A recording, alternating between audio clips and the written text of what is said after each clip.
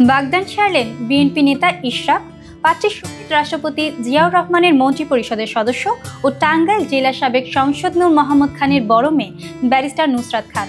11 October বিষয়টি নিশ্চিত করেছেন বিএনপির মিডিয়া সেলের সদস্য সাইরুল কবির খান। তিনি জানান, ইঞ্জিনিয়ার ইশরাক হোসেন 10 অক্টোবর রাতে পারিবারিকভাবে আংটি পরিয়েছেন। বাগদানের অনুষ্ঠানটি আয়োজন করা হয় দুই পরিবারের ঘনিষ্ঠ সদস্য ও পরিচিত জনদের উপস্থিতিতে।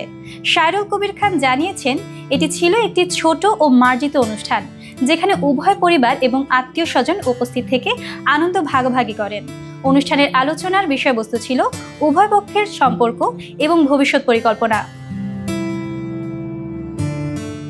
ইঞ্জিনিয়ার ইশরাক হোসেন বিএনপির কেন্দ্রীয় কমিটিতে পররাষ্ট্র বিষয়ক কমিটির বিশেষ সহকারী হিসেবে দায়িত্ব পালন করছেন। তিনি দলের বিভিন্ন কর্মকাণ্ডে সক্রিয়ভাবে অংশগ্রহণ করছেন এবং পারিবারিক জীবন ও রাজনৈতিক জীবনের মধ্যে সমন্বয় বজায় রাখার চেষ্টা করছেন। বাগদান প্রসঙ্গে জানানো হয়, পাত্রী ব্যারিস্টার নুসরাত খানের পরিবারের রাজনৈতিক ও সামাজিক পটভূমি যথেষ্ট প্রভাবশালী। তার পিতা নূর মোহাম্মদ খানের রাজনৈতিক ও প্রশাসনিক ভূমিকা এলাকার মানুষজনদের কাছে সুপরিচিত।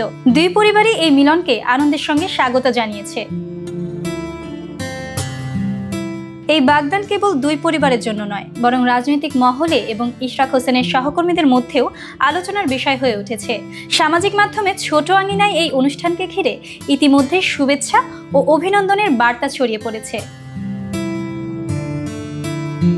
এভাবে ইঞ্জিনিয়ার ইশরাক হোসেন ও ব্যারিস্টার নুসরাত খান নতুন জীবন ও সম্পর্কের সূচনা করলেন, যা উভয় পরিবার এবং তাদের পরিচিতজনদের জন্য এক আনন্দঘন মুহূর্ত হয়ে রইল।